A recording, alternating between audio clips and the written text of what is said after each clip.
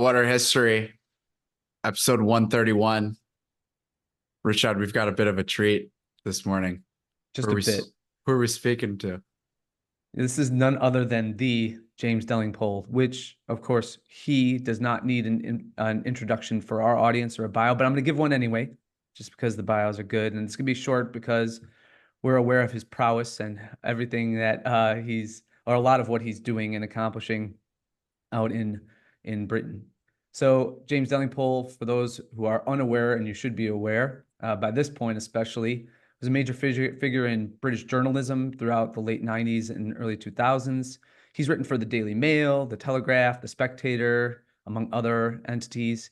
He was a London editor for Breitbart for a while. On top of that, he wrote I wouldn't call it the definitive yet because there's a second version coming out, takedown of the climate hoax and agenda in his book Watermelons, of course, red on the inside, green on the out. And he is now, of course, the host of The Delling Pod, which I've already declared is the greatest podcast in existence today and operative today. And he's a definite number one, at least top 10, top 5. Well, we admire him from our perspective on our show. So, James, we're excited to have you. Welcome.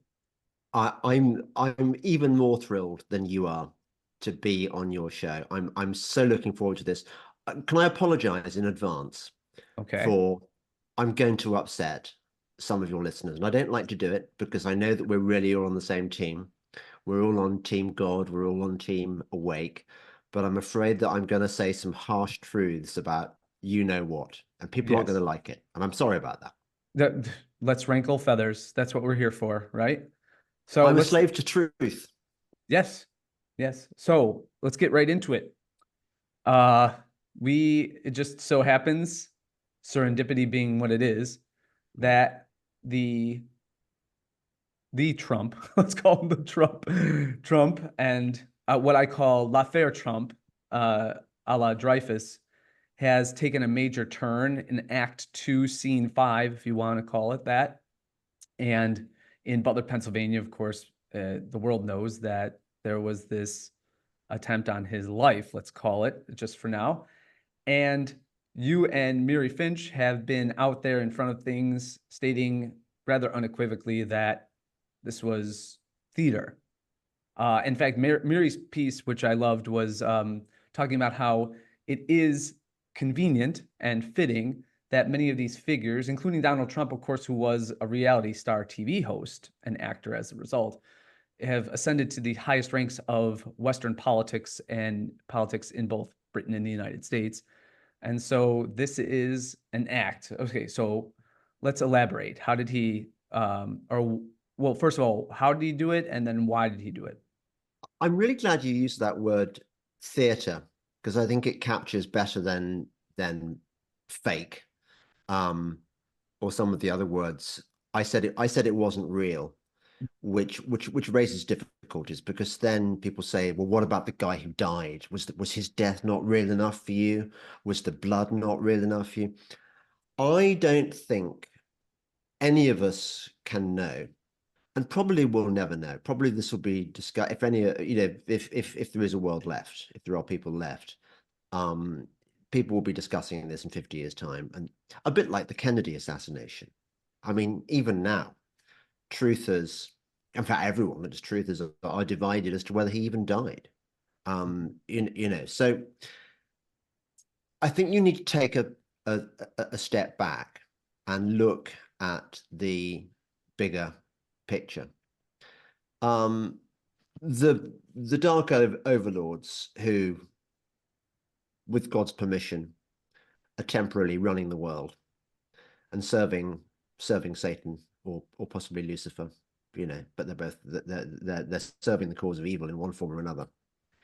We know that their method of controlling us useless eaters, as they call us charmingly, is through deception and through brainwashing and through dark magic. And I think that all three of those were in play during this alleged assassination. Now, before I go into detail about the assassination, there wasn't, I don't think. Let's look at a few things we do know. We know that 9/11 was not planned by a bearded man on a dialysis machine in a cave. We know that false flags are a thing. You know, there are some incidents that are in dispute that cost Alex Jones billions of dollars. But I think we know that false flags are very much a key part of their modus operandi. We all know this, so it's not like we're going to be sitting here saying nobody could possibly have faked an assassination attempt. Of course they could. Of course they could. What we also know is that these people are totally evil. They don't care about loss of life. They don't care about collateral damage. You know, if they are going to stage theatre, there are no rules which say innocent bystanders cannot be killed because of our moral code. They haven't got a moral code. It's ultimately about the bigger cause, which is about deception. I used to be a massive Donald Trump fan. In fact, the thing that really, really sent me down the rabbit hole. Okay, so I was kind of there with the climate change thing. But the thing that really started me questioning everything was when I saw in real time on my television a presidential election in the most powerful country in the world being stolen by an incontinent, child-stroking buffoon in the pay of the Chinese government with a son who's even worse. A guy, such a liability that his handlers wouldn't allow him to go on the campaign trail.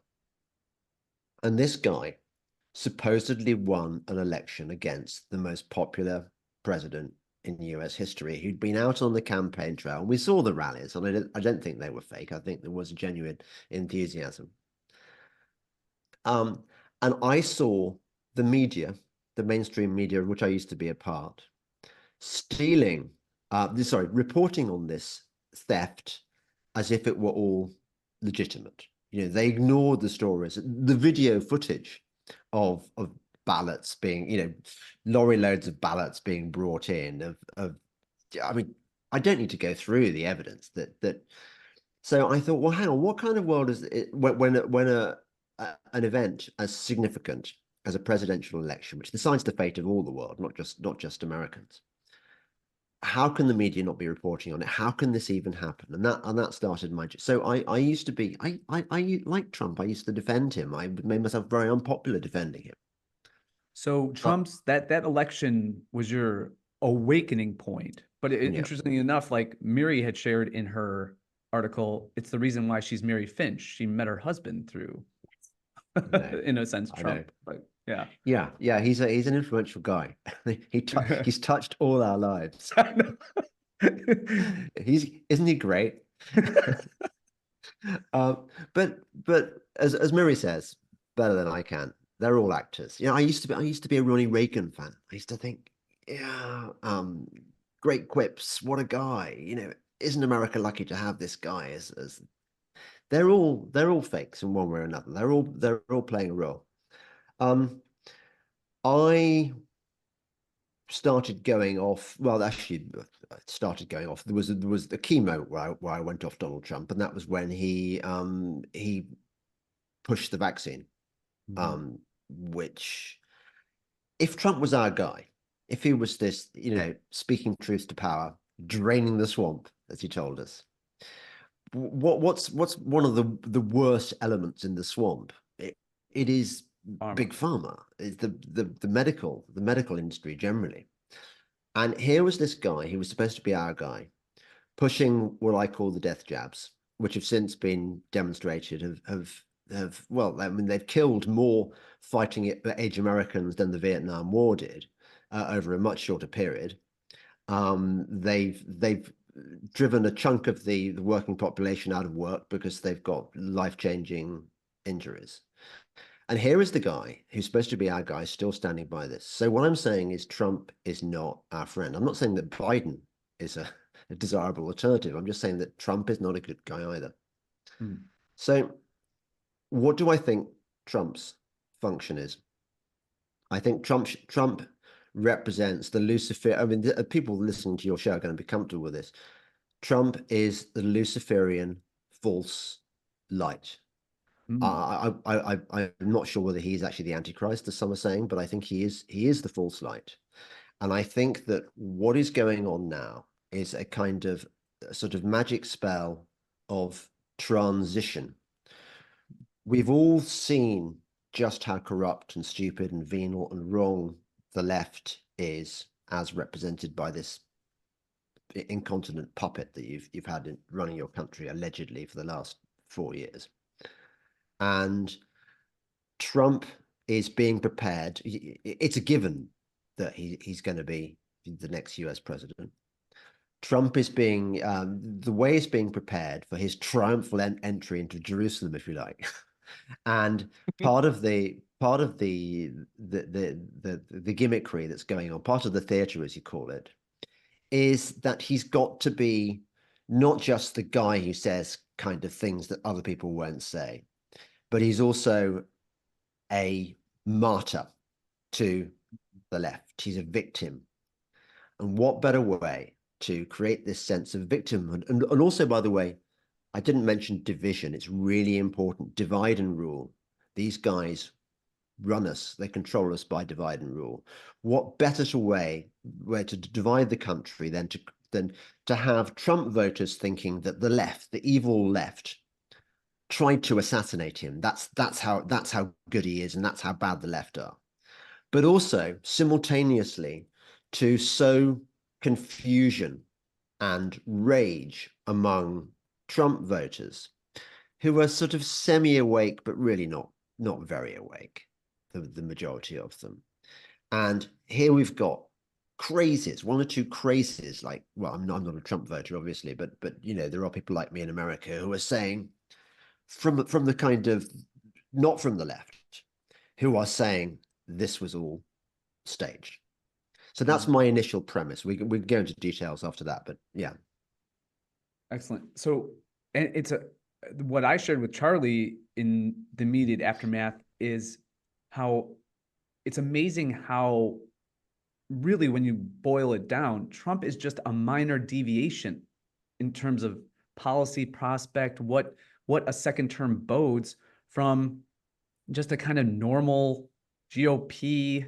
So it does seem to lend itself to making him a theatrical character so as to sow division and act as a diversion to what's going on behind the scenes. And then he's already shown that he'll acquiesce at a moment's notice because he's, at least from what I can tell and perceive, is that he runs on instinct. And if that instinct is so easily diverted to one deep state or cabal or NGO plan, then he's already shown himself willing to follow. Oh, yeah. Look, I don't think Trump has any more principles than any other US president. I mean, if you had an evil off, I'm not sure who would win. I mean, probably it would be between George H.W. Bush and Barack Obama. I mean, Barack Obama, I gather from people who know about the dark forces, is actually a senior witch or warlock currently in the Satanic Church. And George H.W. Bush, we know, was deeply involved in drug running, in all kinds of assassinations The and things. occult. I mean, he was involved in the Kennedy assassination, wasn't he? So he was really bad. But Trump, I don't think he's as evil as those, but No. he would not be allowed to. I think this is key to understand. He would not be allowed to live were he the thing that Trump voters want him to be. He would not be allowed to live. So he is a creature ultimately of the deep state, like all the other US presidents. Yeah, his perseverance, or the allowance of him to continue to persevere, is the biggest thing that stops me from saying any of this is not theater and any of this is not authentic. Well, so there's all sorts of contradictory evidence which is emerging in the aftermath, and it's being endlessly dissected and examined and scrutinized, and people are really getting behind their theories and furious with people who don't get it. You know, like idiot Delingpole. How can he not see that this is a real assassination attempt? You know, did you not see the blood? Well, it's weird, isn't it? That, Yes. you know, I was talking about this with my brother, Dick, and actually, no, I was talking about this with my son. Actually, who was very excited about this, and we were saying, like, if you're going to get an injury, isn't that the kind of perfect injury, a nick on your ear? I mean, It you is. know, I can't and think, maybe if he shot me in the foot and I had a bunion, that would be the only other that would place that. be that would be very good too. Mhm. But I think that had he genuinely been shot in the ear, particularly with a high velocity round, there would have been a lot more blood. The Mhm. blood would have been on the shirt. You know, people have been studying the footage, and they say that, you know, he goes down and there's no blood, and then suddenly there is, after his security people have been around him, suddenly there is blood.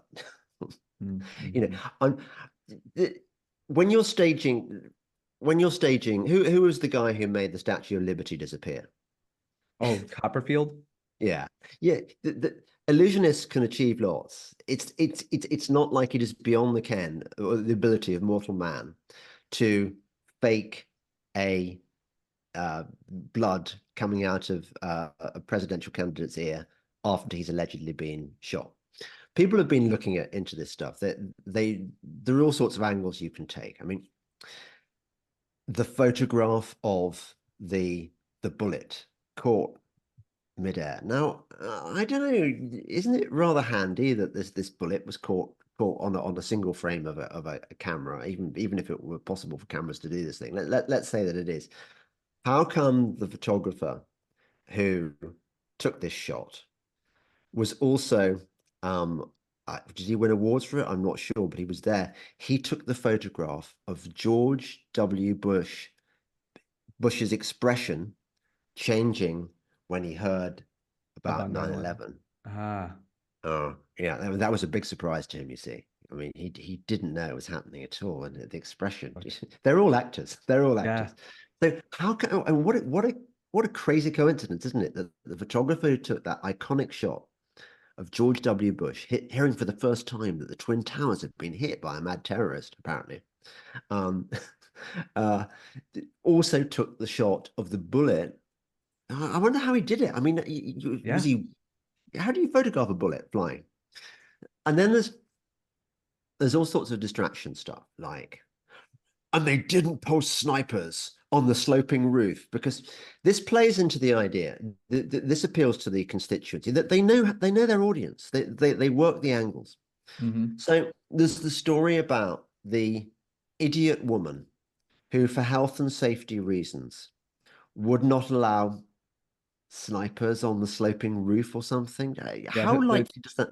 She didn't want to put her personnel on a dangerous sloped Yeah, roof. yeah. So that pushes all the buttons of the kind of people who are natural Trump voters, who feel that America is falling to pieces. They go to Miami Airport and the experience is so awful. They see what happens when you put government in charge of stuff. And we all feel that. You know, it appeals to the emotions, to the gut. Yeah, these crazy leftists are so stupid that, or they're not. On the one hand, they're stupid and inefficient and incompetent. At the same time, they are evil because they were kind of in on this. Because what they did is, it's classic. They let the security down, just like they did in Dealey Plaza. You know, Mhm. it evokes these things. Um, the best, the one that oddly enough rings most true to me, and I wish I could remember the guy's name. I think he did a Substack on it or something. Um, he listened to the audio of somebody saying in the same tone the same words that were used on the 9/11 footage. You Really? know about this? It's something like, "Oh my God," or something that I think gets to the, I wish I could, maybe I can look it up, but it gets to the heart of what I think goes on here, which is that it's about the ritual. I mean, the date chosen for the ritual event. These ritual events are always that they use the gematria and they use the satanic calendar and they use the. So this was staged on the Ides of July, wasn't it? The 15th of July, which is the I think I'm right. That is the Ides of July. Yeah. It's got some kind of significance, and you probably would find if you looked into it that other events of similar significance have happened on the 15th of July. It's probably a they like their auspicious days, but that sound footage is an Easter egg. Mm. It's an Easter egg put there for the conspiracy, the kind of next level conspiracy theorists. And there's another one they do as well. There's a thing about the people shorting Trump Yes, his stocks. the social media company, right? Yeah. Yeah. Now, do you think that when they did that, they weren't expecting people would find out? No one was going to look into this. It was on CNBC, which is the most mainstream financial network that we have. They do this stuff deliberately because they want it to be found out and they Mm. want to sow confusion. Yes. Uh, Now, I don't know because what I don't have proof, and if it's on the mainstream media, I think that my default assumption is that it's probably a lie. I don't know whether that guy who allegedly died did die. Mhm. Um, as I said before, I think they're quite happy about having, innocent victims like they did at the when the crowd invaded Congress and that woman got shot, Right. allegedly. I mean, Mhm. who knows? Who knows? Mhm. But they don't mind real people dying. So maybe he did die. If he did die, I think it was kind of handy that he was a kind of all upstanding Trump guy that you wouldn't want to die. Um, the shooter. What about the shooter? I mean, he could have Yes. had Patsy sort of engraved on his forehead, couldn't he? Oh, I know. Such a patsy. I mean, he was on the roof putting on suntan lotion, I think, about sort of 10 minutes before. People were going, look, there's a guy on the roof. And you know what your security people are like in America. I mean, Right. they're itching to kill people. It's Yes. what they want to do. It's what they live for. They're really good at it. They're killing Hmm. people. And by Hmm. the way, your assassins are really good at killing people. I mean, Right. the CIA probably, I mean, it gives Mossad and the KGB a run for their money, I would say, in killing people. It's Oh, for just, sure. it's just, it's meat and drink to them. So Mhm. had they, the deep state, really wanted to kill Donald Trump, do you think that they would have? We're not gonna send in a team of assassins from South America like we normally do. Like we're not going to get the sort of the caliber that killed John Lennon. When Mark Chapman pretended, he was the control guy, and then we had a guy in the wings of the Dakota building waiting to do the real killing. We're And not going to do that. RFK has just too much resonance. And furthermore, it wasn't dramatic enough. Sirhan had to be, we had to up the game on Sirhan, right? Yeah, yeah. So when they don't muck around, these people. You think how many shooters they had in Dealey Plaza? They had about what, 10 or something? Yeah. Some, They weren't going to leave anything to chance.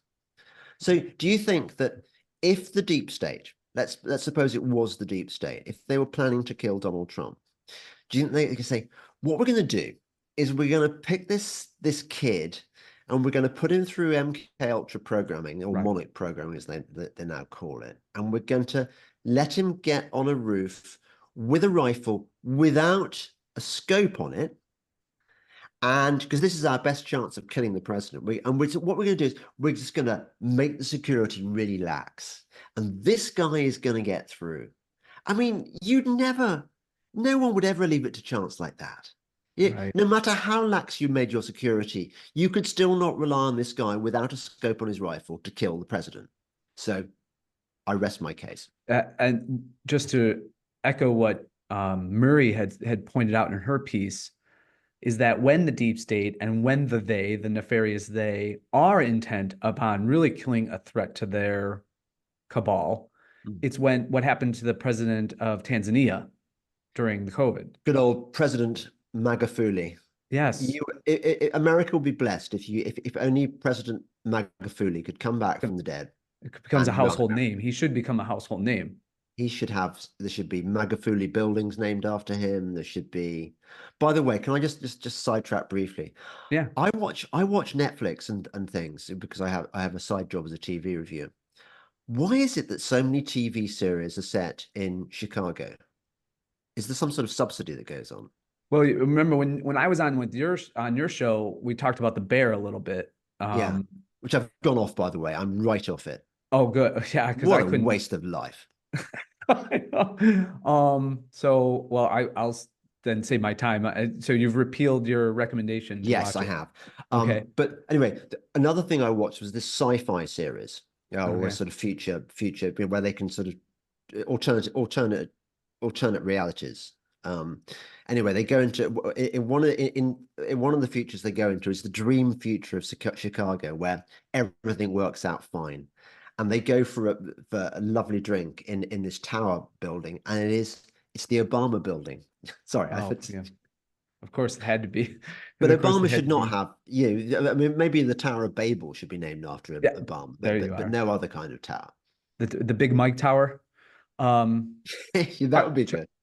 Charlie, what do you think about it? Well, she would deserve a tower. She would. Charlie, why do you think so many TV series?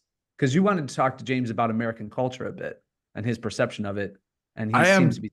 I am curious about your take on American culture. If you like it, well, don't like it. So, Johnny, I used to be totally immersed in American culture. I was fluent in American culture. I had this when I was at Oxford. I had this American friend who was a postgrad. He was from North. Actually, he's now an English literature professor in Winston-Salem, and he's a novelist. And we used to go on these road trips. We used to go on road trips across America. We didn't do a Chicago one. We did a Northern California one where we went up to Eureka and beyond into Oregon. And we did a Southern California one where we went down to the Baja. We looped around, we did Death Valley and Vegas and stuff. And we did another one, a road trip from New Orleans to Key West and via St. Augustine and stuff.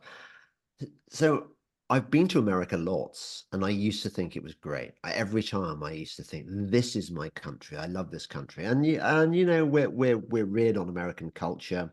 We get all your shows on TV. There's a sort of filtering system where we tend to get the better stuff. So, Breaking Bad and stuff like that. But I mean, I've lived on this earth a reasonable amount of time, so I used to watch, as a kid, I used to watch Hawaii Five-0, which you're far too young to remember. I used to watch Magnum PI. I'm not so convinced by your literature. I think your literature actually kind of sucks. I haven't read Moby Dick, so I'm willing to have my.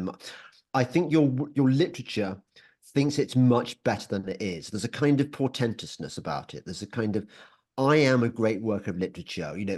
Okay, we may be a young country, but we're gonna do this stuff better than you Europeans can.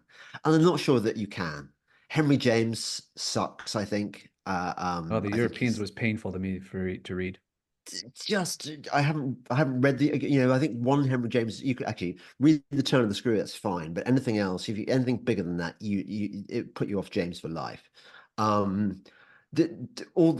Everything has to be big, and everything has to be the great American novel and so on. So I really am down on your literature, actually. I'm sorry. What about Twain? Well, I Twain, think yeah, Twain yeah. would be up your alley a little bit more. He's I mean, he's funny. Hmm. Although I have my doubts about Mark Twain, as I have my doubts about all these. Well, Miri says, if you know the name, they're in the game, and I rather feel that about. I'm particularly suspicious of any character in history who has lots of quotations attributed to him. Yeah. Albert Einstein. I mean, Mm. a, a he was serving an agenda. Mark Twain, I think, was he a high level Freemason? Probably, I think. Don't know. Yeah. Yeah, I mean, he's you can do funny Americans. You know, I like a lot of. I used to love that. Oh, well, um, the name's gone out of my head now. I used to love Married with Children. Oh That yeah, was great show. that was one of my favorite. Hysterical. And I like It's Always Sunny in Philadelphia. By the way, Married I- with Children set in Chicago too. is it? Yeah. That is it. I think it's almost my favorite. Um, Hmm. and what was the one with not Chris Rock? Um, he looked a bit like you. He's got a beard. No, gone. It's gone. But I mean, loads of Americans. I don't know. I used to love Frasier. Whether I would, if I looked at it now, would I find it funny? I used to hate the characters who were supposedly English. The particularly Daphne's brother, who was supposedly from. Oh yeah, the drunken. He did a really crap English accent. I mean, Mm, Americans tend to do crap English accents, which is yes, why you always have so many of our people coming over and play because we can do American accents. I mean, our actors can anyway. yes. And you don't even know they're English half the time. Hmm. And then when you want a baddie, you get an Englishman to play the baddie because everyone knows that an English Yes. accent means you're a bad guy. So sorry for being a bad guy. Now, so taking off that, you mentioned Freemasonry. I want to Yeah. know because last time you gave me a little bit of a homework assignment last time I was on your show, and that was, look at the potential Jesuit origins of I'm sorry, the Jewish origins of the Jesuit order. I've Oh done, yeah. I'm looking a little bit into that, but in doing sort of independent inside research, what I've been, the rabbit hole that I've been in on is looking at Jewish financial and other support for Freemasonry activity, especially anti-clerical activity during the French Revolution. Oh, totally. Yeah. I mean, it's just piles and piles. In fact, we just celebrated the 16 original martyrs of Compiègne, the Theresian uh, nuns who were killed by the guillotine. They were the first killed under the civil constitution of the clergy laws, and how just how these acts of cowardice just shout to us that whether it's the cowardice of Trump on the vaccine or cowardice that's so apparent of Boris Johnson going off to Ukraine and telling Zelensky to keep up the fight, and all these Yeah. things just shine. But then God seems to wink and nod at us, James, at times, and especially in history with those that, and I don't know if it's true. It could be hagiographical, but damn, I hope it's true that the novice was the first to die, and she turned to the mother prioress and said, "Mother, permission to die," and she said, "Go." I hope that Um, story is true. I hope that because that is just balls a thousand to the Yeah. the nth degree. Yeah. So I want to know, along with my Freemasonry slash Jewish conspiracy about the most anti-clerical actions. But it's amazing too when, in my book, we talk about how the legislation after the Civil War is inaugurated all comes to fruition for the benefit of Northern industrialists and the interests in Washington. But it's amazing too how if you really study the legislation of the National Convention and even before that the Assembly, all of a sudden there are these kind of granting corporate benefices to Jewish populations that they already had, but then they are given full citizenship. It's there's a lot more that I have to dig into, but I want to go into what is the rabbit hole that you're just sort of scratching at and you want to get into more? Um, The next one, in other words. I find that my mind just flits from subject to subject, and I can't remember what the latest one I've. Well, I have another one while you're thinking about it, and that is, have you heard the conspiracy about Sister Lucia and the girl at Fatima and how she was replaced? Like they've done yeah, they've right around 1960, and it just Yeah, so happens to correspond with all these times where she's pressing all these bishops, including the Pope, to release the third secret of Fatima.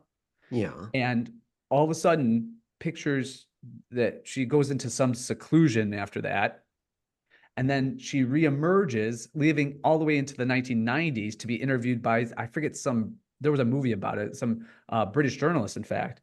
Right. And she becomes totally different in her demeanor. She acquiesces. She just kind of gives into authority, listen to the bishops sort of thing. And then they've done facial recognition of the old Lucia and then the new Lucia, and they're totally different people. Everywhere you look, every event of any significance, there is a rabbit hole. Okay, one of the ones I discovered recently, just a casual one, was um lynching. If there's one thing everyone knows about lynching, it was white people lynching mostly innocent black people because of their hatred of black people. It's always white people have always, and we accept this, and it gets imprinted on our memories. There was the album cover, wasn't there? The Billie Holiday album cover, Strange Fruit. Mm-hmm. Anyway, people have been looking into this, and they discovered that many more white people were lynched than black people. That a large number of these people kind of had it coming because there wasn't much justice going on, and these were kind of serial rapists and stuff. I'm not arguing for lynching. I'm just saying that it wasn't about racial hatred so much as community anger towards a dread crime that had been committed and was in danger of not being punished. And that the photographs were often doctored to the point of being faked, and that the lynchings were very, very heavily reported in the media, which even then was a lie Yes. machine. Mm-hmm. And I said, I then in my chat group started talking about this, and I mentioned the Billie Holiday. Um, you know, she had it on her album cover, and somebody said, "How do you know that she was a she?" And that I suddenly thought, well, hang on a second. Right. I hadn't heard that rumor, but apparently it was a rumor. Mm. And then that got me into one of the ones that people have the hardest trouble accepting, although I don't know why they do, what with Big Mike and other other Big characters. Billy. But it turns out that elite transgender inversion goes back quite some way. Mm. Uh, and often they give you a clue in the name. So particularly common in the music industry and in Hollywood. So you've got Sandra Bullock. Is a Mm. clue maybe in the name? And actually, if anyone doubts this, they should look up early footage, the early interviews of Sandra Bullock. It's so obviously not somebody who was born a woman from those interviews. But there's a few others which are more shocking. Like I can't prove this, but this is what I saw. I've heard on the internet. Tina Turner, Mm. um, Cher, All go easily figure, believable. and the Supremes, I think, was another one. Oh, Diana Ross and the I think so, okay. but I don't know. I mean, um, and they say the same thing. I mean, how could we ever prove this stuff? Oh, Taylor Swift, of course. No. Yeah. Charlie doesn't believe that. I'm not ready for Taylor yet. But Johnny, surely you don't have any affection for his music. It's terrible. Even saying his is crazy to me. That's crazy. Are you a Swiftie? No, But you like humming his songs. no, I'm not. Oh, yeah. I'm not. What into that. about, I mean, what about He had a the, crush on her or him for a while. It's not true. it's very, very hard. I used to be a music critic for 30 years, and I hung out with Jimmy Page and Robert Plant in Hollywood, in LA. I stayed at the Sunset Marquee and hung out with the Black Crows by the pool while I was waiting for Plant and Page to give me my interview. I saw them 2 nights at that big LA arena place. I then I got to go to the after show party with the Black Crows, and they have really good weed. So I've lived the rock and roll. I should expect the Black Crows to do. I've lived the rock and roll, or I've tasted of the fruits of the rock and roll lifestyle.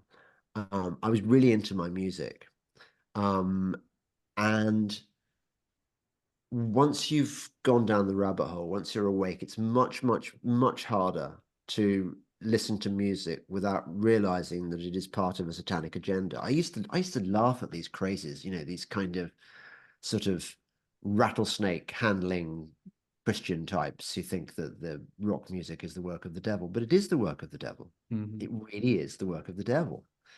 And I mean, there's a reason why they have big stadium events that they encourage children to come to, where they perform these tricks with the lights and the music. They're all like occult events designed to brainwash the kids. And Taylor Swift does that, I fear, with his concerts. Yeah. Why does he wear high waist? Yeah, that High part's waist weird to me. panties? That part's weird to me. Yeah, well, you know why? It's because they need to be high waisted to hold the kind of the strap up equipment, apparently. Because he Yeah, hasn't had his bits done. A bit like Big Mike. or Macron's wife. Oh yeah. Oh, well, that's next level, isn't it? That one's Isn't there a theory that he could be his father or something? Oh, I don't know. oh yeah, it's very strange. It's bizarre.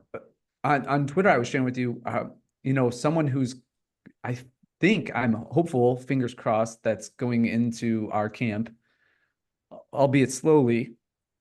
But I really like what Candace Owens is producing. Have you? Yeah, well, you see, I like Candace Owens, what she's saying, but then I like what Tucker says, and Tucker is definitely he's CIA. I mean, I love it. Even knowing he's CIA or strongly suspecting he's CIA, I still love what he says, and I love his style.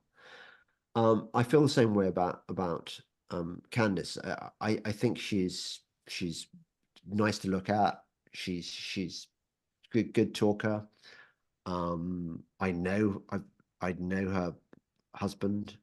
Not that means anything, because how do I mean, I knew Boris Johnson, not sexually, not biblically. I wouldn't understand, but I've known lots of kind of people who are actually working for the dark side, and I couldn't have told you on that basis that they were baddies. I would have told you that they're stand-up guys and very pleasant company. But isn't that the deal? I mean, the devil does not come at you usually with his horns and his flashing eyes. He talks like a gentleman, Yeah, and he wants to seduce you with his charm. right. So going back to Candace, I like the stuff she's been saying a lot, and she seems pretty next level, sort of red pilled, black pilled, white pilled.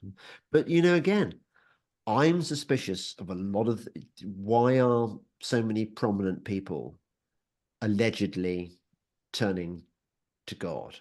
Yes.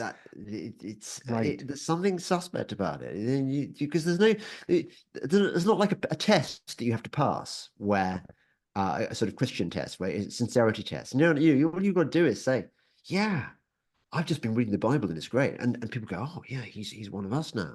he's part of the Christian fraternity, and he's part of the church.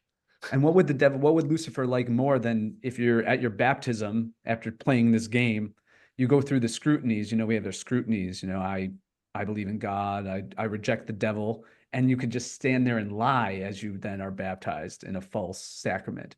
The thing with Candace too is what my sympathies and my desire to see that this comes to some sort of hopeful fruition with her is that, of course, we're biased, Charlie and I, because she became Catholic. But on top of that, I was contrasting her conversion and like where she's gone after her conversion to Catholicism to someone like Tony Blair, and someone I'm going to bring up in another segment in the show. Yeah, good. Yeah, coming down. Looking forward to this. Because when Blair and another person, again, a Canadian, I'm going to bring up in another segment, when they're tickling the feet of Catholicism or something like that, they go all demonic. They go all Francis Church. But Candace goes on the pilgrimage to Chartres, and she seems pretty based as a result. Yeah. We do kind of like your Latin Mass Catholics, Yes. I'm not sure whether has she gone Latin Mass, but a lot of the most based Catholics are Latin Mass, aren't they?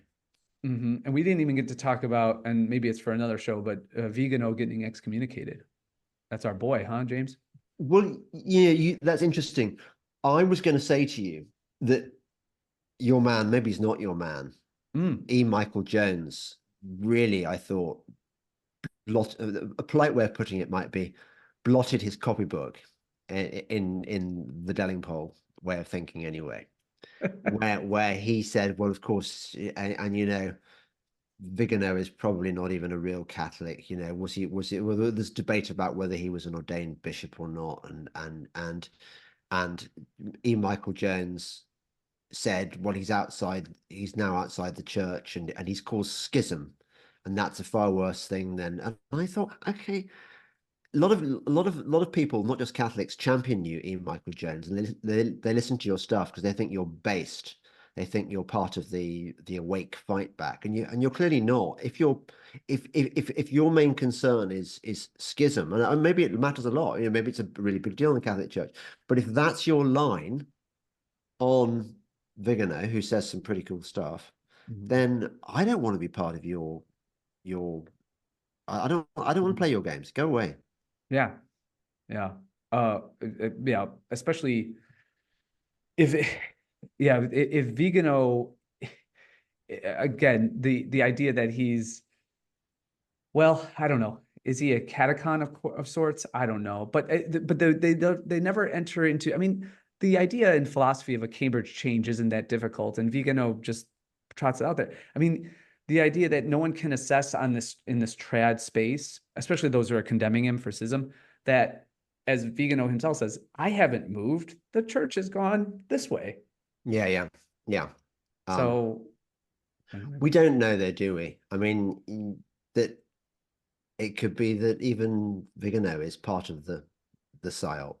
We just don't know. I mean, we can't know for certain, but we do know that a bit like Candace, even Tucker, he says some cool stuff sometimes.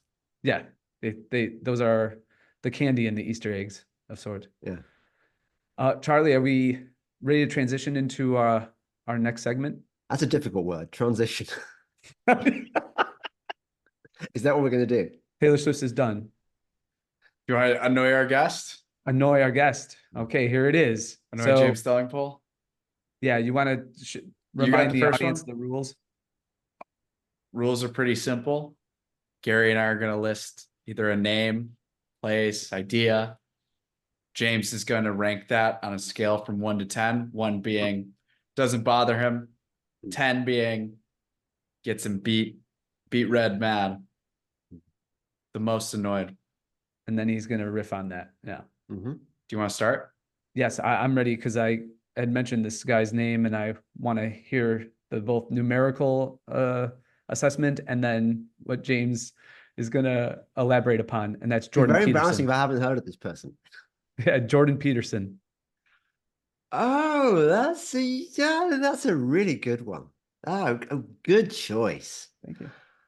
Um, I'm going to surprise you by saying a 1. Ooh, that is a surprise. I was going to say 7. Yeah, no, because do you know what?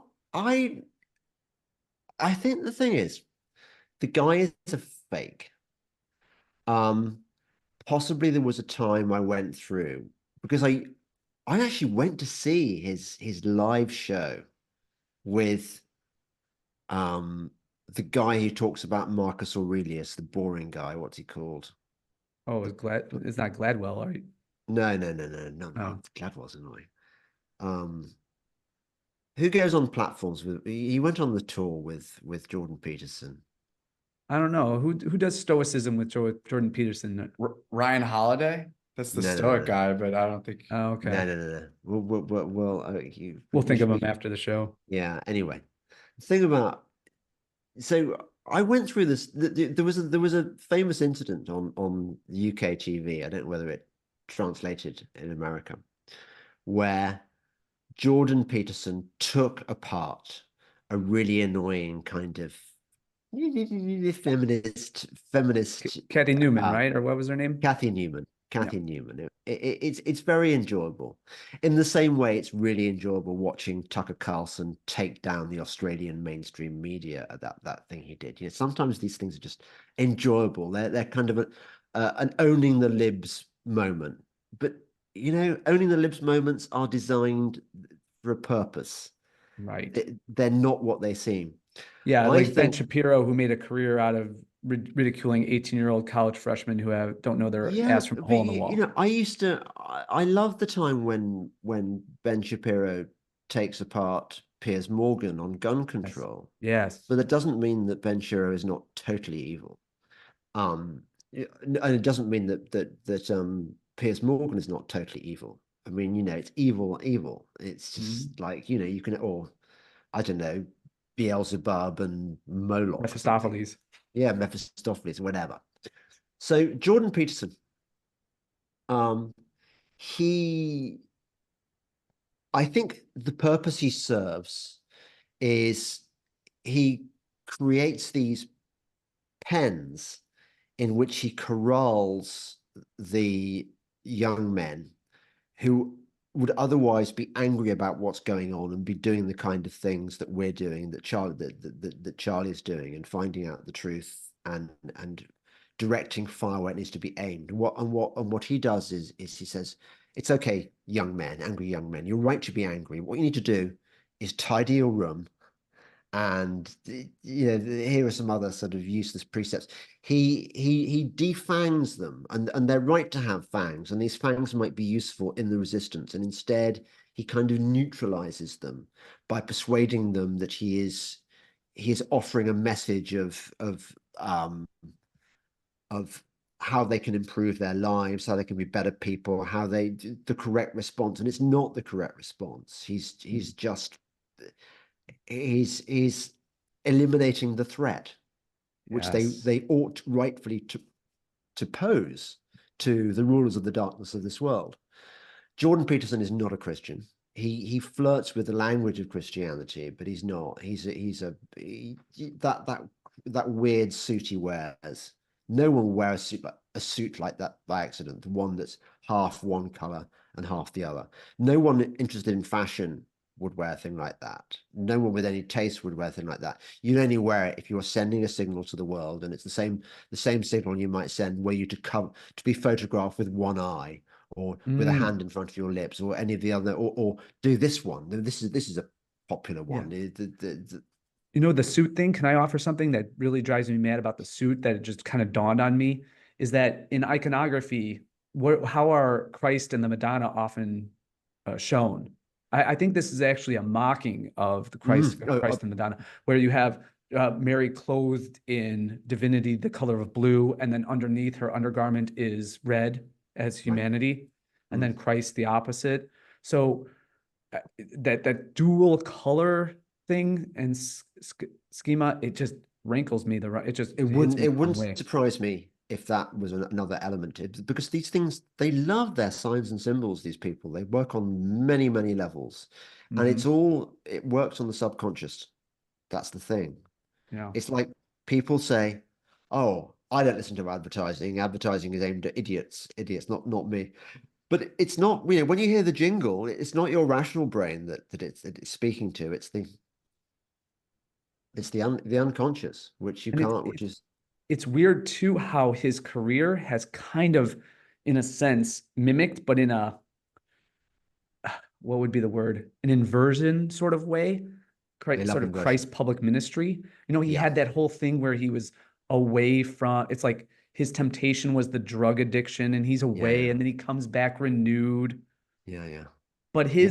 but rather than being redemptive, his, as you said, James, and this is convincing to me, his is like a diversion tactic for the people who lead any true kind of movement or revolution are young, angry men.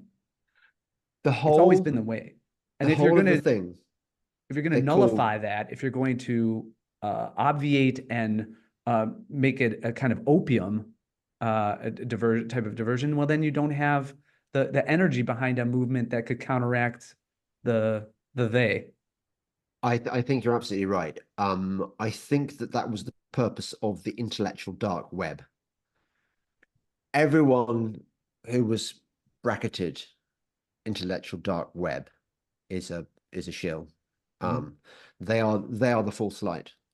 They are designed to steer us in a particular direction, the same direction that Donald Trump is steering us towards. It's like, you've seen how evil the left can be. We're offering another way, but actually it's the same way, But yeah, really. and it mollifies us. It's sedative. It has a It is a sedative. sedative. Yeah, it is. Yeah. It actually castrates young men. Yes. It We're turns raising them eunuchs. into what are bulls called that had their balls chopped off?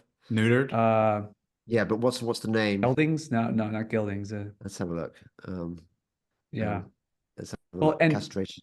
have you ever read Montesquieu's Persian Letters? We're not even there's episode in Montesquieu's Persian Letters in which the Persian king admits that some of his eunuchs falsified their castration and have been having sex with his harem. Oh, yeah. And so unfortunately, I don't even see where we have like people who are kind of playing the theater role of, these young men who are maybe diving into Peterson or being somewhat awoken and kind of putting on the airs of having been castrated, and then they're going to come out and say, haha, I'm really actually more in tune with the goodies. But I just looked it up. This is really stupid of me. We mentioned it earlier. Bullock. Oh, Bullock, yeah. Of course. How did we Well, not get that's there? yeah. Well, the Bullock's definitely going to find a way. A Bullock image is going to find a way into the thumbnail for this episode for sure. But Sandra how and a weird was Bullock. it? I went to those shows, Mhm. um, and they were full. They were rammed with young men, the kind of young men who'd never go to intellectual, go and see a guy riffing on a stage for 3 hours. Yeah. Um, Douglas Murray was there as well. I can't remember who was the. Let's have a look. Jordan. Boy, that sounds familiar. Young men of the 18 to 35 crowd listening to a guy for 3 hours. Yeah, and they Joe were kind Rogan. of like, this guy is really stimulating our brains, and um, uh, there are people also search for Joe Rogan. Well, he's another fake. I mean, Mhm. uh, who is the Marcus Aurelius guy? He does podcasts. He does podcasts, and he's really boring. Oh, well, let me think. Can you think of anyone, Charlie? You mentioned. Yeah, my best guess is still Holiday. Oh, Dave Rubin? No, no, no, no, no, no, No. no, no, no. Oh, Dave Rubin's a I whole know, other I know he toured problem. with Jordan Peterson. I don't know if he's a Stoic guy. The Bullock thing is a weird coincidence if we're talking about Sandra Bullock beforehand. Yeah, If there's yeah, some symbolism there, yeah. Yeah. that's Did really that's really odd. Well, it's the same way with the with Tina Turner. Mm. Turner. Mm. They let you know. They like these clues. It's like I said, the 9/11 reference in the Trump shooting on the audio. Yeah. It's Yeah. I'll try Uh, and find you the hang on, if I do a search on what would it be on Trump, yeah. I suppose. The only thing about I fear if we're going to talk more about the Bullock thing, that just like in previous episodes with James and myself or with his guests, usually the demons intervene and knock us off. So I'm keeping. I think we've done enough of that one anyway. You know, Charlie, you want to hit him with your oh yeah, do that. segment? Yeah, we have to talk about chemtrails. So I guess my one is those who deny chemtrails. Well, okay, so I again, um, uh, I'd give him a sort of 4 because you see, it's a bit like forgive them, Father, for they know not what they do. Actually, you know I'm really into learning the Psalms, and there's a Psalm, Psalm 37. Probably Catholics have it different. You probably call it Psalm 36 because your numbering is different. Um, and there's a line which goes, "Leave off from wrath, let go displeasure. Fret not thyself, else thou shalt be moved to do evil." So what the psalm is telling you, and I think this is fantastic ancient wisdom, is don't get angry about stuff because it just makes you do bad shit. And I find it very frustrating that we live in a world where they're spraying our skies with stuff, and it's just so obvious. It's not like the part of this the psyop is they tell us these aren't chemtrails, these are contrails. And aircraft have always been producing contrails. I remember occasionally, not always, but occasionally when I was a child, you look up in the sky and you'd see these white things coming out of a the back of an aircraft, but they would they would disappear in a very short space of time. They wouldn't linger across the sky, and they certainly wouldn't spread and spread into a sort of mist, which then Sheet. became this Stygian cloud cover for the rest of your day, blotting out the sun in a kind of Mr. Burns style. They wouldn't do that. So this stuff is going on, and all the normies are going, chemtrails, they're a conspiracy theory. And people are walking around dismissing as a conspiracy theory something which is all they have to do is look up. All they have to do is look up to see that this ain't natural. But because they're not being told about it in the newspapers, because the newspapers aren't yet giving them permission to notice. It's a bit like Joe Biden. Have you noticed how Mm. we've had 4 years of a guy who can't remember his lines. He's just incoherent. But only in the last month or two has the media noticed maybe there's something wrong with Joe Biden. Maybe his intellect isn't all as razor sharp as we previously thought. And you're thinking, hang on a second, this has been happening for 4 years and you haven't mentioned it. And in the same way, I think there will come a point where we are told, yeah, of course chemtrails exist, but it's okay.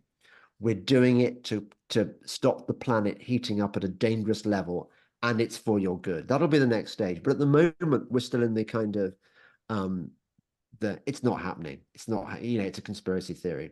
So Charlie, to answer you, so I gave it a 4 because although I find it frustrating, I understand how the world works, and it's an illusion, which begins, which we are programmed with this illusion, if you can be programmed with an illusion, or the scales appear before our eyes pretty much from the moment we're born. Our parents tell us stuff that they've learned that ain't so, and then we get the TV, Sesame Street, Big Bird lies to us, and then we get, whatever, we get rock stars lying to us, and our classmates, our teachers lying to us. It's very, very hard in a world where everyone is under a spell to blame them kind of victim blaming, isn't it? I don't do victim blaming. No. But Yeah, it yeah, would be, chemtrails are a bad thing.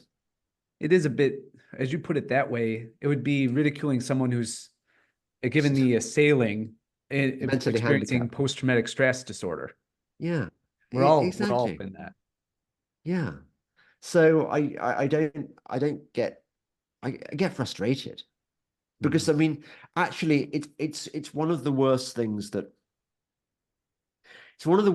happening because you know you can kind of to a degree you can opt out of politics. You can turn off your TV. Um, you can't turn off your environment. You can't say I'm not going to accept these clouds and these poisonous chemicals. I'm just going to make them go away. Well, you can't do that. They're everywhere. They're poisoning your food. They're poisoning your kids. They're shutting out your sunlight. They're probably damaging the ecosystem, the birds and the bees, and it is evil, and you can't do Okay. anything about it. And All people right, I and got my people next are one. accepting it. Are you ready for my next one? Yeah, go on. All right. Speaking of music industry, and given that he's just out there complimenting Justin Trudeau, Mick Jagger. Yeah. Now that's a difficult one. I'm going to give him a 4 in terms of how angry he makes me because he doesn't I don't really think about him very much. Mhm. But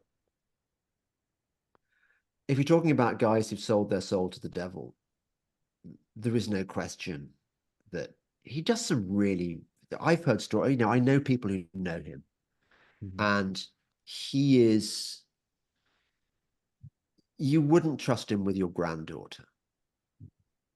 That it's just his morals are well, he doesn't have any morals. And I don't really understand how people like that can live with themselves. The it just seemed but or how he sleeps at night. I did hear that he's really, really obsessed with when he comes to stay at your house, he likes to make damn sure that you've got blackout curtains. Mm. He doesn't like any light peeping through. I suppose what it is he keeps odd hours and doesn't like to be, he likes to sleep in the day and act as if it's night. But his I mean, you're familiar with the Beatles being created by the Tavistock Institute. The Beatles were not really what they weren't 4 lovable mop tops from Liverpool who happened to be born with extraordinary musical talents, especially Lennon, McCartney, and blah blah blah. They were creation of the Tavistock Institute, which is the kind of which is the institution which plans all the we're talking about mind control and how people are brainwashed. And I'm sure that they've probably got involved in a how to cover up chemtrails program because that's the kind of thing they do. So they get all these high level psychiatrists to work out how to brainwash the populace. And so the Beatles were created in the early 60s to spread the word about sex and drugs and rock and roll. So break up the family, attack Christian values, turn people towards the religions of the East and to the New Age. You name it. And the yang to the yin of the Beatles were the Rolling Stones, who were also essentially a fabrication. How good are the Rolling Stones? Well, they're not as good as Led Zeppelin, are they? Um, but yeah, look, I'm giving him a 4, but if he were anywhere near my daughter, he'd be a 10. You know, Excellent. All right, Charlie, we're failing so far. We haven't even cracked You go the second again, and half. then I want to get to Oak Park too because I'm done. we got I'm a done good one. annoying James. You keep annoying him. We can't get above a 4, man. I know. Well, you got to try because I'm out. I just yeah, wanted to I'm a do low Jordan temperature Peterson and dude. Mick Jagger. Joe Rogan. I'm yeah, I wouldn't give her more than a 4. There Josephine. used to be a time. No, actually, no. Do you know what? I'm going to give her a 1. She's not. She's not even on my. There was a time when I wanted to be on her show really Mhm. badly, and I thought, how cool is it that, hey, she smoked a joint with Elon Musk, and she does the long form conversation. But I mean, you can tell she's a girl. She calls herself a comedian, and she's not funny. Um, That's I true. mean, to be fair, I do know some funny female. I've got some very funny female comedians who are on my podcast who are awake, but they are the exception. Right, Mhm. Tanya and Abby, I think, are funny, but they are the exception rather than the rule. Um, this guy is supposed to be this girl guy, whatever, is supposed to be an MMA fighter or something, and it is supposed to be a comedian.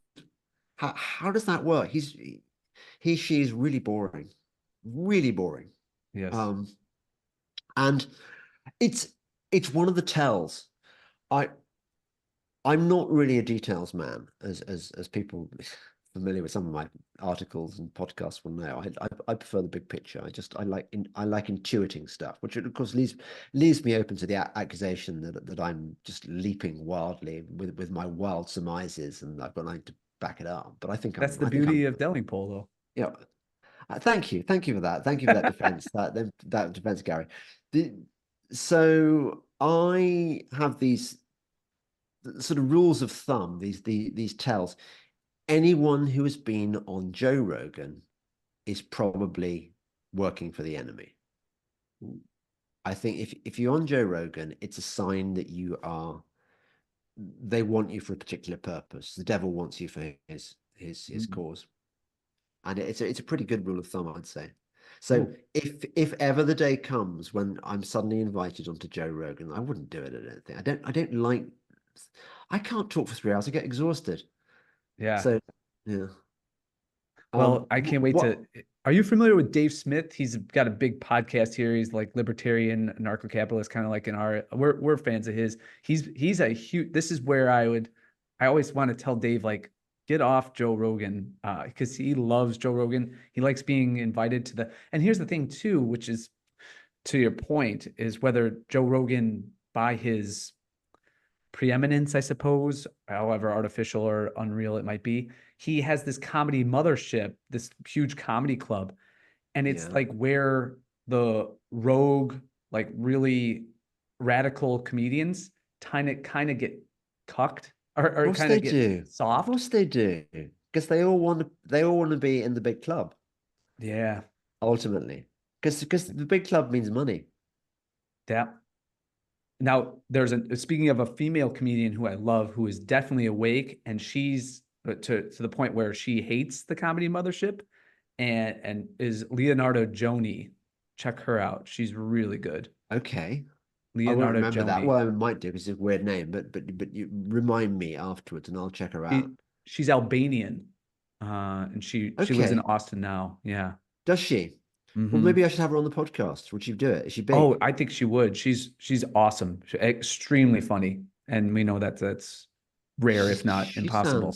She sounds right up my street. By the way, there's a clue. Rogan. Rogue. Yeah, Rogue Yeah. Rogan. Well, you said it, not me. You said rogue. But yeah, Yeah. I don't know. I mean, anyone that big, how much does he get for his show? Oh, it's What's like it? 300 million from You Spotify, don't get isn't that it? much money 200? unless you're working for the devil. Unless you're Yeah. cut, completely cut. They wouldn't let you get away with it otherwise. Yeah. All right, Charlie. I think we're done annoying James for the time being until we're going to hand over the baton Can I to. just tell you how you'd have got a 10? Yeah, let's Oh hear yeah, the yeah. let's hear the high scores. If there's only one thing would have got you a 10, it's the thing I hate more than anything in the world. Fat chomping, bird slicing, eco crucifixes. That's it. The windmills. Yeah. That would have got you the 10. Did you see Nothing. this? I saw a video just yesterday about this. I think it was Iceland. Excuse me. Oh, gotta edit that out. It was in Scandinavia or Iceland. This woman is going around. She's obviously just as against the windmills as you and I. And she's taking up and she's just filming the waterfowl and birds. I mean, we're talking about eagles and these rare birds. They're just being their wings are being lopped off and then they just plummet to the I know. ground.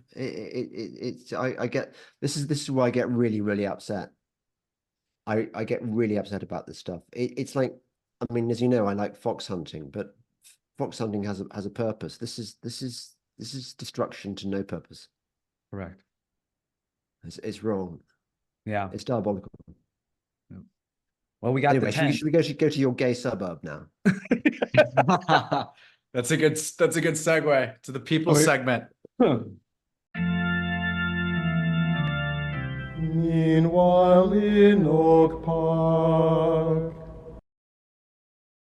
It's Meanwhile in Oak Park. First story, we've got two today. Complaint claims OPRF fosters a, quote, hostile anti-Semitic environment. The complaint cites social media posts and a t-shirt sold at a fundraiser as evidence of anti-Semitism. More than 100 people filed formal complaints with the state against Oak Park and River Forest High School District 200, and 3 of its teachers claimed they created a, quote, hostile anti-Semitic environment for Jewish students, and that administrators have done little to address the issues. The complaint was filed with the Illinois State Board of Education, along with the Illinois Attorney General's office on June 30th. Those who signed it called for the 3 teachers to be held accountable. The signers, led by Oak Park parent Nate Melman, alleged that the 3 named teachers, quote, demonstrated unprofessional conduct as well as promoted and condoned anti-Semitic statements and or acts. They pointed to one teacher's social media accounts where they said posts containing anti-Semitic comments were published along with those that promoted anti-Semitic falsehoods. Quote, I'm feeling like many of my, quote, friends and colleagues that currently sit silently and or directly support the genocide of Palestinians would have sat silently and or directly benefited from Black enslavement and genocide, one of the teachers' posts said. The signers said that because of the district's inaction to address these posts, the teacher, quote, has been free to up the ante on his hate speech. The complaint also listed the Middle Eastern and North Africa Club advisors, stating they have, quote, endorsed the October 7th terrorist attack on Israel and promoted a, quote, one-sided viewpoint in the classroom, posted anti-Semitic posts on social media, and sold t-shirts that, quote, depicted the entire outline of Israel next to the word Palestine, symbolizing the elimination of the state of Israel. Wow. This legitimized the promotion of anti-Semitism at OPRF, the complaint said. Superintendent Greg Johnson addressed the complaint during the July 11th special board meeting with an official statement from the district. The statement says the district acknowledges the conflict in the Middle East has, quote, challenged the policies and practices of academic institutions across the country. It's a high school, not an academic institution. However, the district also has said they remain steadfast in efforts to balance the rights of all by seeking both advice from community and religious leaders as well as legal counsel. They're always seeking advice. Always. According to Johnson, the district has been consulting with their attorneys for months to ensure district policies are being followed. He also said attorneys have suggested enhancements to the support for school community members affected by the events. Quote, we will share those actions with the school community once we finalize the details before the coming school year. According to the complaint, on March 14th, Tom Kofsky, board president, responded to a letter addressed February 27th and said he was, quote, aware of Instagram posts, but added that, quote, creating an environment where our diverse perspectives can coexist and where students and adults can feel safe expressing those perspectives is our pathway toward ensuring an inclusive and diverse environment for all. So important. So James, this quote right here, you can basically copy paste that into any Oak Park article. It's not Well, it's paramount, isn't it? I don't know how you can even question it. What are you, some kind of anti-Semite, racist, right. homophobe? Hitler Chesterman. Kofsky was not able to be reached for comment. According to the complaint, community members said they attended multiple Board of Education meetings, including the one on February 8th, to report incidents and to follow up with the district. They said, quote, virtually no remedial action was taken.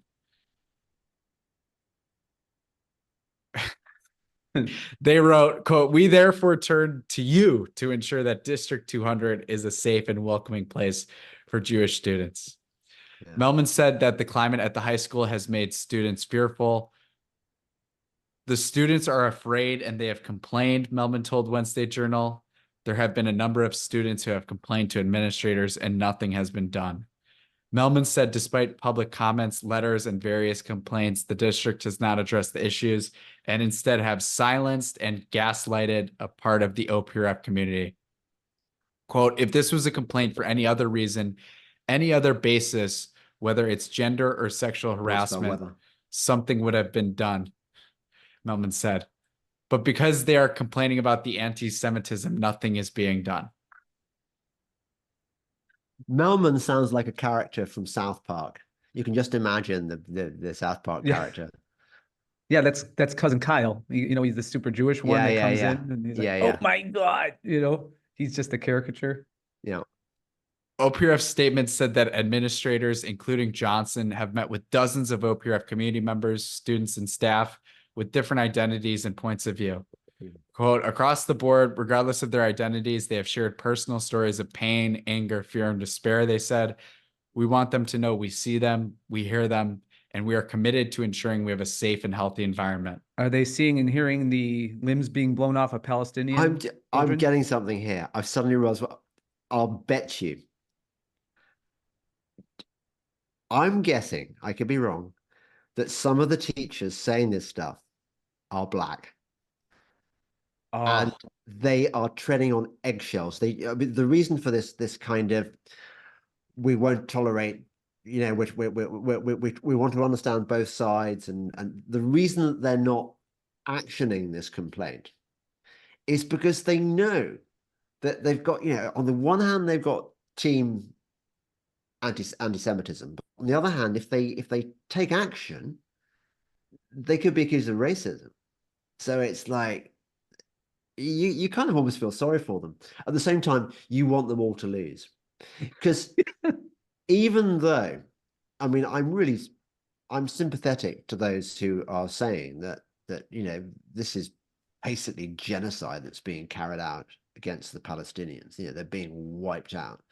I'm really not into kids being bombed and murdered on an epic scale. Those kids have done nothing wrong. I mean, most of the people in Gaza have done nothing wrong. So I sympathize with the teachers who are making this point. At the same time, you just know, because of the district that this is in, and what Chicago schools are like generally, I mean, like schools generally, not just in Chicago, that those teachers would not be team James Delingpole. They're not going to be, they're going to be wanting to build wind turbines everywhere. They're all the other shibboleths of the insane left, they're going to be observing. So I don't want them to win, but nor do I want Melman, the South Park character, to win, because the anti-Semitism card. Where do you have a card game called Top Trumps in America? Okay, so this is a popular card game when I was a kid.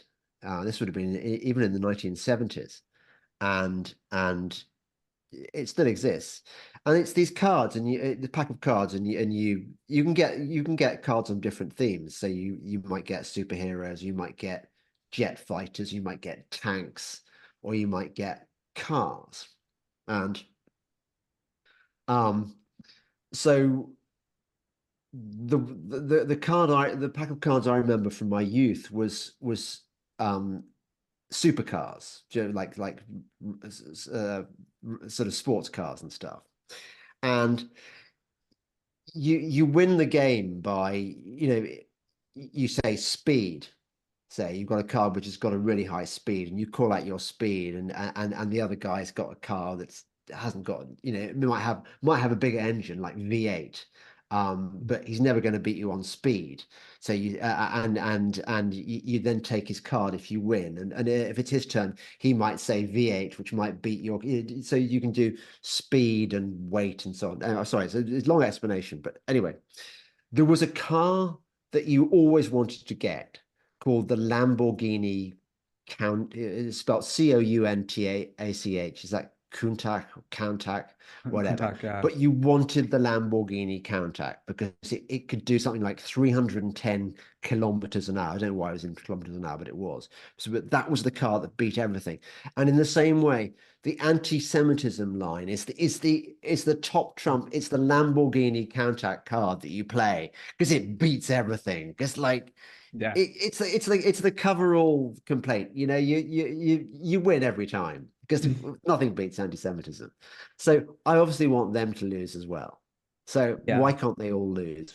It's just, but I do almost feel sorry for the guy who's trying to mediate between these positions. Right. Well, it's like playing anti-Semitism claims, and the perpetual victimization is like playing rock, paper, scissors. And then this one smart kid says, well, I throw out dynamite. And then that's everybody loses. Yeah. Or he just chops your hand off. Yeah, with a scimitar. Yeah. But what's funny too is that, of course, if this was an academic institution as they claim it to be, but of course it's just a child prison for adolescents, is that if you had a contentious world event going on like this, why wouldn't you have an expert come in that is on the Israeli side or the Zionist side, and then have an expert on Middle Eastern history talk about genocidal campaigns against the Palestinians going back to the Nakba. But you're never going to expose the kids to that because, one, it endangers the teachers' careers because kids will start to look around and say, well, why do we even have these mediocre instructors, if there are instructors at all, babysitters? And then two, they might actually obtain the truth. They might actually be engaged in critical thinking to come to their own conclusions, which of course is the greatest danger. Yeah. Absolutely. And also I think it's really obnoxious that the assumption of Melman that any child that is Jewish needs to be given special treatment and surrounded by a protective layer that's not afforded other children, that they should need to be cushioned from any form of discussion. That seems to be wrong. And also this default assumption that any Jewish child must automatically think that Israel is right on everything, which again is an obnoxious assumption. Why should they? I mean, it's like saying, which I know some Catholics believe, but I don't think it's true, that any Christian who descends from Rome is not a Christian. Or rather, if you are a Christian, you must automatically do everything the Pope says. It obviously makes no sense. So yeah, I mean, but this is what's it called? This suburb, Oak Park is what happens, I guess. Yeah, it's actually the area from where Hemingway was born. That's their claim to fame too. Really? Yes. Yeah, he's another overrated writer, isn't he? What a great tie-in. We were talking about how overrated American literary figures are. Yeah, he did. None of them are any good. None of them is any good. Even Faulkner. I read As I Lay Dying as one of my set texts when I was studying. Faulkner. And then there's this terrible book that all the dumb kids are always given to read, called Of Mice and Men. Oh, Steinbeck. Yeah. Just that they're basically hacks with inflated egos. Mm-hmm. Yeah, I can't disagree. But listen, I haven't read Moby Dick, so Moby Dick could be the that's book. supposed to be the gem. That's what everybody says. But so the one book in American literature which what about Hawthorne though? Which I haven't read him, so I don't know. Well, maybe like maybe he's all right. Yeah. And you've got Emily bloody Dickinson. Oh yeah, forget it. Emily Dickinson, that's your poet. Oh, I don't know. Actually, no. I take it Frost. back. Who is Frost? Mhm.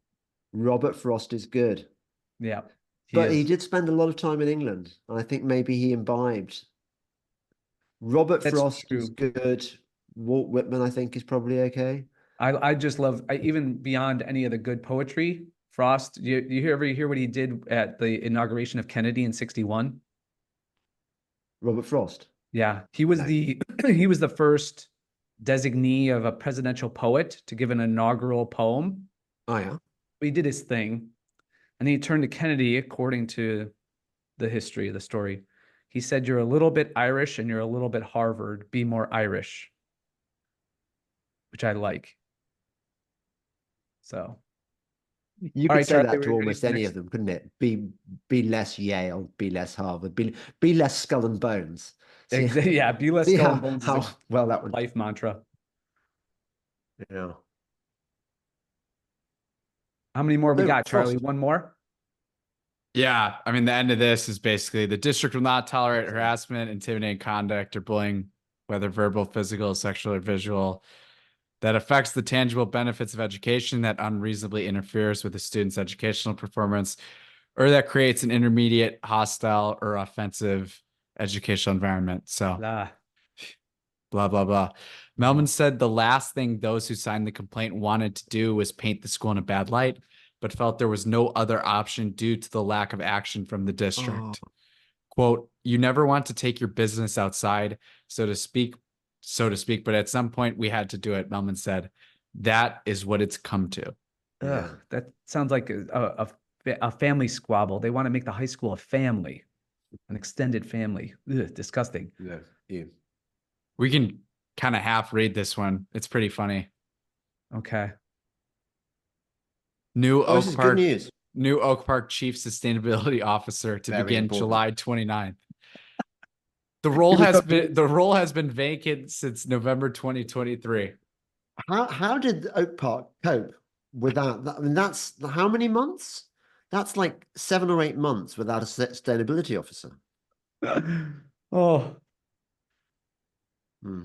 Oak Park has hired a new chief sustainability officer. Gary, you'll like this one. Lindsay Roland Naraka, after the role has been vacant for about 8 months. always three names too. Marcella Bondi Keenan previously held the role, starting in March 2023. Why don't they just say lesbian? Her, Lesbian, la- lesbian too. her last day as chief sustainability officer was November 10th, 2023. Yeah, I mean, we don't really need to. It's just good news. Well, what's not to like about sustainability officers? I mean, the environment will really benefit in the Oak Park region. They'll probably put up some bat chomping, bird slicing eco crucifixes. That'll be it. Slice and dice a few bald eagles, whatever you get around there. They're all on the sacrifice. They are the two pigeons for the sacrifice in the temple, the birds. Yeah, that's right. The Satanic Temple. Mm-hmm. She has also spent more than 15 years in higher education, according to village officials, and was an adjunct environmental science instructor at American Intercontinental University. Yeah, that's good. So There's that. there's going to be a climate coaching program, or there is. How do you coach the climate, James? Can you coach it? Come on, climate. We really need you here. Go out there and kill all these evil people who are just, again, feeders. Oh, You can do it, climate. We believe in you. yeah. That was our segment. It's so depressing. Meanwhile in Oak Park. Is that it? That's it. So just before we go, Mhm. are you glad I've turned against the bear? A bit, because I didn't want to watch it on your recommendation. Hmm. If you So- said if you said like it or or that you continue to enjoy it, I would feel compelled to like it, or at least check it out. But now I feel I liberated. didn't. it does the thing that American TV does, which is it shoehorns in these kind of emotional storylines designed to tug at the heartstrings and make you question your place in the earth. So, you know, that one of the black guys, his mom is dying. We never see her alive. You know, well, we never see her except wired up to a machine in a intensive care, whatever. And the chef, you know, he can't just be a chef. He wants to cook. He has to be really, really troubled. He's lost his brother to suicide or something. And it's all it's. I mean, it's not as bad as the thing I really hated. The thing I hated actually almost as much as I hated wind turbines. This would have got a 9. I really hated it so much. Scrubs. Scrubs, the I show? absolutely fucking hated Scrubs. Sorry to swear, but I really hated Scrubs. My son went through a phase where he wanted you to watch Scrubs, and we had to sit down, and I reached the point where I would rather put hot needles in my eyes than watch another episode of Scrubs. I don't. It's basically trying to tell you that doctors are here to save you, and they're not. Hospitals are here Yes. to save you, and they're not. Well, if you hated Scrubs, don't ever look at House, which is the Oh, other. I know House. Yeah. Yeah, and you're right. It is a betrayal that you've got an Englishman playing Oh, this that's role. true. Yeah, yeah, Yeah. Hugh Laurie. But yeah, but not a bad actor, I don't think, but just No, a he's not. He's hideous not. message to a show, though. The ineffable genius of the medical practitioner who's Yeah, always thinking outside the box, where talk about inversion, as COVID showed, these doctors, they're trained to not only not think about the box, think outside the box, but never even peer outside of it. it's all about the inversion. It's Satan loves inversion. He likes it almost more than anything. Yeah. Yeah. Well, until And next time. it's how they show us how, who is in charge of this world, you know, the God of this world, according to Corinthians. Mhm. Um, that you've got the whole of the environmental industry, for example, which tells you a bit like that school in Oak Park telling you that it really cares about community and stuff. These environmental campaigners telling you they care about the planet, and they are destroying it. Mhm. They're you know ruining landscapes and killing birds and bats with these eco crucifixes. They're you know growing palm oil plantations where previously you had virgin rainforest. It's just these people are evil. Well, they're doing Speaking about the evil. eco crucifixes too, have you seen these pictures of the lithium mines and the cobalt Yeah, yeah, mines? yeah, I, totally. Every do you recognize a kind of pattern? I don't know if this is like a part of mining, an inherent part of mining, but the pattern looks like a Roman amphitheater, which yeah, in and of itself is a that's sort of satanic open temple. cast mining. I think does that. It also looks like the eye of you know the single eye and the Hmm. Yeah. used to the 666. Are you a Satanist? That's used to the 666 sign there. Yeah. Oy, People are terrible. gonna people are gonna take a still of that of you doing that, and they're gonna say, "Yeah, Gary, he says he's a Catholic, but Well, hopefully they see otherwise, right? They don't see the do good it, that we Charlie."